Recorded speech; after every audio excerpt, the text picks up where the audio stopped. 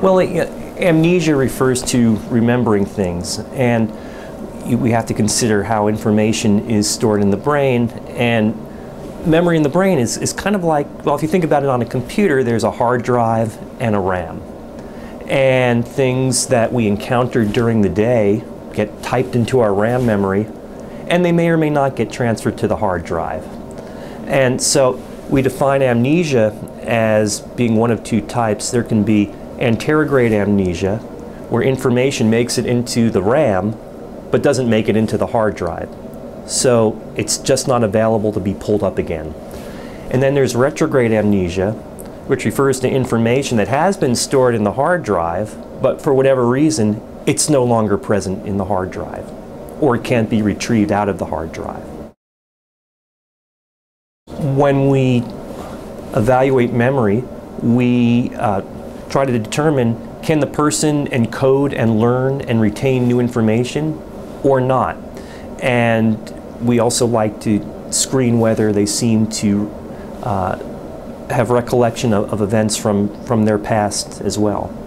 And depending on the pattern of forgetfulness, is it that the information is there but the patient can't pull it up at the moment they want it? Or is it that the information just isn't there? That gives us information as to what part of the brain may not be functioning optimally, and that gives us insight into what may be the underlying process. As the tests are going on and we see the person's pattern of memory strengths and weaknesses, we can localize in the brain where the problem might be, and that gives us a fairly rapid insight as to what the cause might be. I think everyone is concerned that maybe they're having memory problems, they lose their keys, they misplace their glasses, they can't remember the name of an actor or an actress that they've just seen on TV, or they may walk into a room and then forget why they're in the room. Those things, which I think happen to most people and concern most people, don't necessarily indicate that something is wrong. And from a disease perspective, it doesn't mean that Alzheimer's disease is present. You can have issues like that just from distraction. People have to judge whether what they're experiencing on a day-to-day basis rises to the level of them being checked out. Sometimes people have minor memory problems and it doesn't signify any kind of true problem or that they're going to get worse. And sometimes over time that problem is going to get worse. If people are concerned, they should get it checked out, and we could determine where their baseline is, and as time goes on, we can see whether it's changing or not. And for very minor memory problems, if they are changing over time, then we like to take a step back and figure out what might be driving it. Amnesia can be reversed. It depends on what the cause of the amnesia is. So if someone has a seizure and scrambles their memory banks for a while, as the brain recovers from that, memory can come back. Even in Alzheimer's disease, sometimes we can make a small difference, at least temporarily, with medicines and treatments. So it really depends on what the cause of the memory problem is. Sometimes the memory problem could be due to something that truly is reversible, like a vitamin deficiency. Whether or not a memory problem improves over time is ultimately going to depend on what it's due to. So some things just get better on their own. Some things we can identify what the problem is, and with a medication or some other treatment we can improve it and it will get better.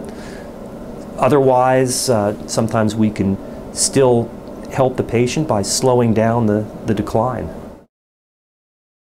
What can you do that's good for your brain? Can you take vitamins or supplements? The jury's still out on a lot of these things. Really nothing from that line has been shown to make a realistic difference. Here at KU, we're very interested, for example, in how exercise impacts memory performance. Can people slow down age-related memory declines or even improve them once they're present through interventions like that? And by studying things like exercise, hopefully we'll get some insight into things that we can develop into pills that will do that as well. What I have to say to people is take care of your brain. You don't want to damage it in any way. It's a delicate instrument, and once it's damaged, it tends not to work as well. And things that keep the rest of your body healthy are probably going to help keep your brain healthy, just as things that damage the body are probably going to not be so good for the brain. The jury is out. What I can tell you is that with cognitive exercises, doing specific tasks, you will get better on the tasks that you are practicing, just like you will get better with anything that you practice. So practice makes perfect. So let's say you're practicing memory tests. You'll get better at that kind of memory, and it may carry over into your life. Now, does that mean that it's really affecting your brain? That's where it's unclear. You would think if it is affecting the brain, if you're doing memory tasks, you not only you're pumping up the brain, you're not only going to pump up memory, but you're going to pump up things like language skills and executive skills and visuospatial skills. And what the studies have yet to show is that if you practice memory tests, do you get better in any of these other domains? That hasn't been shown to happen yet. If we can show that happens, that would be pretty good evidence that these tests really are exercising the brain and changing it molecularly, physiologically. But that doesn't mean that these things won't help. You will get better at the tasks that you practice.